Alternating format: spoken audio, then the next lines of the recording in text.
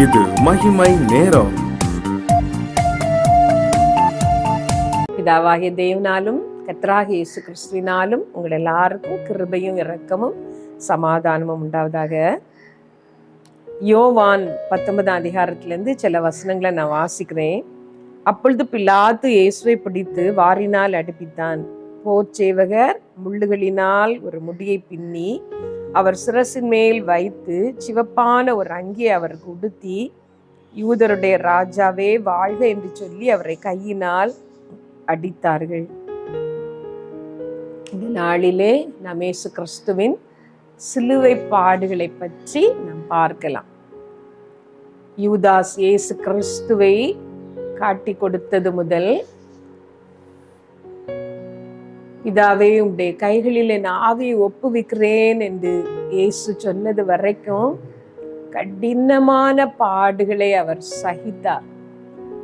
அவரை பற்றி ஏசாயா தீர்க்கதரிசி சொல்லும் பொழுது, நாம் அவரை பார்க்கும் பொழுது நம்முடைய முகங்களை மறைத்து கொண்டோம், அழகும் இல்லாமல் சௌந்தரியமும் இல்லாமல் அவர் தொங்கினார் சிலுவையிலே என்று சொல்லி வேதவசனம் சொல்லுகிறது. அவருடைய சரீரம் எல்லாம் உளப்பட்ட நிலம் போல இருந்தது என்று சொல்லி வேத வார்த்தை நமக்கு சொல்லுகிறது. அவர் அவ்வளவு அந்த கேடு அடைந்தார். நாம் இன்றைக்கு சிலுவையிலே அவரை பார்க்கிற காட்சிகள் எல்லாம் அவர் அழகாக இருப்பது போல நமக்கு காட்டுகிறது. ஆனால் வேதம் அதை விட கோரமாக அவர் சிலுவையிலே தொங்கினதை நமக்கு சொல்லுகிறது. உளப்பட்ட நிலம் போல அவருடைய சரீரம் இருந்தது என்று சொல்லி பிலாத்து அவரை வாரினால் அடிப்பித்தான் என்று வேதத்துல நாம் பார்க்கிறோம்.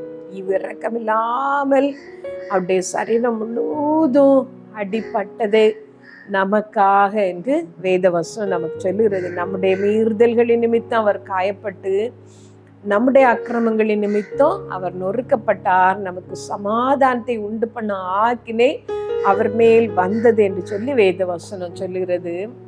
அவர் முற்றிலும் அழகானவர். அவருடைய கண்கள் நேர்த்தியாய் பதிக்கப்பட்டவைகளும் பாலில் கழுவப்பட்டவைகளுமான புறா கண்களுக்கு ஒப்பா இருந்தது. அவருடைய தலைமயிர் சுருள் சுருளாயும் காகத்தை போல் கருமையாய் இருந்தது, தங்கமயமாக இருந்தது. அவர் முற்றிலும் அழகானவர் என்று சொல்லி 1000-10,000ங்களிலும் அவர் சிறந்தவர், இவரே நேசர் என்று அவரை பற்றி சொல்லி இருக்கிறது. முற்றிலும் அழகான அவர் அவ்வளவாய் அந்த கேடு அடையும்படி, தன்னுடைய சரீரத்தில் எல்லாம் காயம் உண்டாகும்படி நமக்காக அவர் ஒப்பு கொடுத்தார். அவர் பட்ட ஒவ்வொரு பாடுகளும் நமக்காக. அவர் பாவம் செய்யவில்லை, அவருடைய வாயிலே வஞ்சனை இருந்ததில்லை என்று சொல்லி வேதவசனம் சொல்லுகிறது.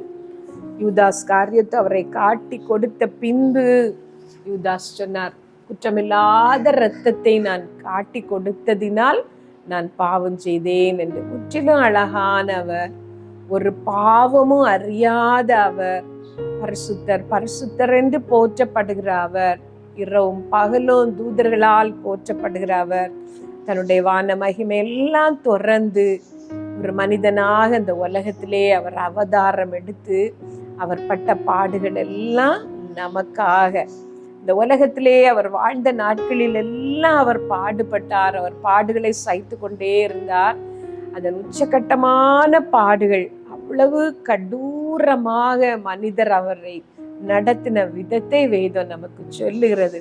அவர் அத்தனையாய் வாதிக்கப்பட்டார், இடுக்கணிலும் நியாய தீர்ப்பிலும் இருந்து அவர் எடுக்கப்பட்டார் என்று சொல்லி வேதவசனம் சொல்லுகிறது.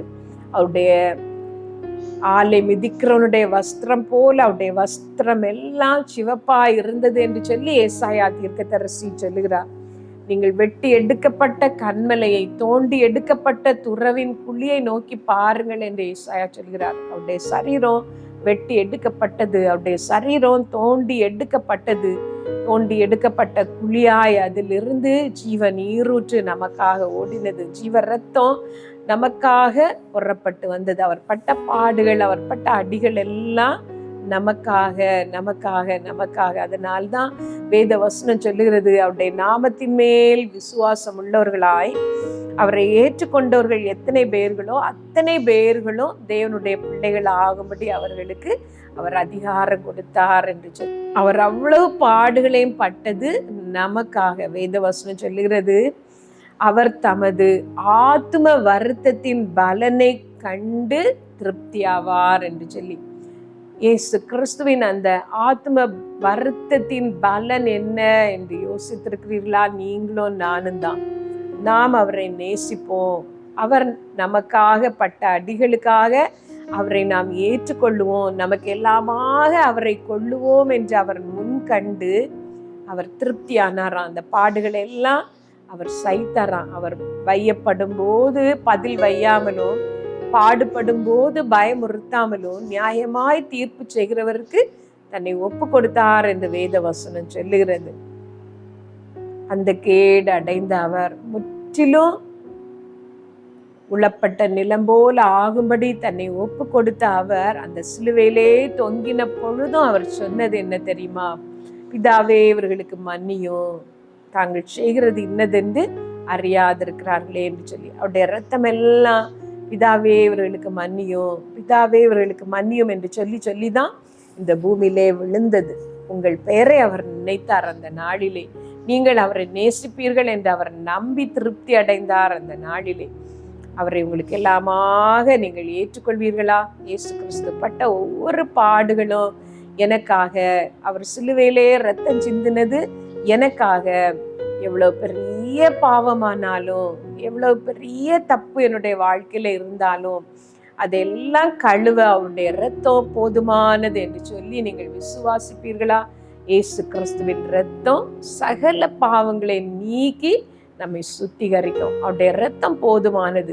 இந்த உலக வாழ்க்கையிலே மனுஷர் செய்கிற எல்லா தப்பிதங்களையும் மன்னிக்க அவருடைய இரத்தம் போதுமானது, வல்லமை உள்ளது. அவருடைய இரக்கம் மகா பெரியது. ஆண்டவரே, உம்முடைய அந்த கல்வாரின் இரத்தத்தினால் என்னை கழுவும், என்னை பரிசுத்தமாக்கும் என்று கேட்பீர்களா?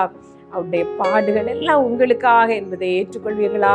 இப்பொழுது ஆண்டவருடைய கரத்திலே உங்கள் வாழ்க்கைகளை நீங்கள் ஒப்பு கொடுத்து ஜெபிக்கலாம். ஒருவேளை நீங்கள் நினைக்கலாம், நான் கிறிஸ்தவள் கிடையாது, கிறிஸ்துவன் கிடையாது, எனக்காகவும் இயேசு ரத்தம் சிந்தினாரா என்று. உங்களுக்காக தான், அப்படி நினைக்கிற உங்களுக்காக தான் அவருடைய ரத்தம் சிந்தப்பட்டது. இயேசுவே, என்னுடைய இருதயத்துல வாரும், என் வாழ்க்கையின் எல்லா தப்பிதங்களையும் நீருடைய இரத்தத்தினால் எனக்கு கழுவும் என்று கேளுங்கள். நான் ஒரு பாடலை பாடுகிறேன், அந்த நேரத்திலே ஆவியானவர் உங்களுக்கு ஏவுகிறபடி உங்கள் பாவங்களை இயேசு கிறிஸ்துவிடம் நீங்கள் அறிக்கையிட்டு ஜெபிக்கலாம். இந்த பாடுகள் உந்தன் வாழ்வுக்காய் சொந்தப்படுத்தி ஏற்று கொண்டார். நேசிக்கின்றாயோ இயேசுநாதரே, நேசித்து வா குருசெடுத்தே ஏறுகின்றார். தள்ளாடி தவிழ்ந்தே களை போடே, என் மீட்பர் குருசை சுமந்தே, என் நேசர் கொல்கதா மலையின் மேல் நடந்தே ஏறுகின்றார். எங்கள் நல்ல தகப்பனே, இந்த ஒரு வாரமும் உங்களுடைய பாடுகளை நாங்கள் தியானித்தோம். ஏசப்பா, எங்களுக்காக நீர் அடிக்கப்பட்டீர். அந்த கல்வாரியின் திரு ரத்தம் பாவமற எங்களை கழுவட்டும். எங்க பாவங்களை அறுக்கெடுகிற உணர்வை எங்களுக்கு தாரும். ஆவியானவரே, எங்கள் பாவங்களை எங்களுக்கு கண்டித்து உணர்த்தோம்ப்பா. எங்களை பரிசுத்தமாக்கும், பரிசுத்தமாக்கும். உங்களுடைய மோட்ச ராஜ்யத்திற்கு எங்களை தகுதியாக்கும்.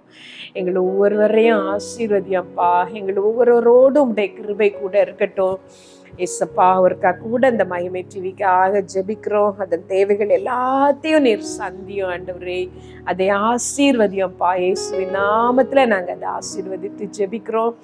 அப்பிரயோஜனமான ஊழியக்காரி ஆண்டவரே, செய்ய வேண்டிய கடமையை மாத்திரம் நான் செய்திருக்கிறேன். இதனால் உண்டாகிற சகல துதியும் கனமும் மகிமையும் ஒருவருக்கே ஆண்டவரே, உமக்கே அதை செலுத்துகிறேன். இயேசு நாமத்துல ஜெபிக்கிறோம் எங்கள் நல்ல தகப்பனே. ஆமென்.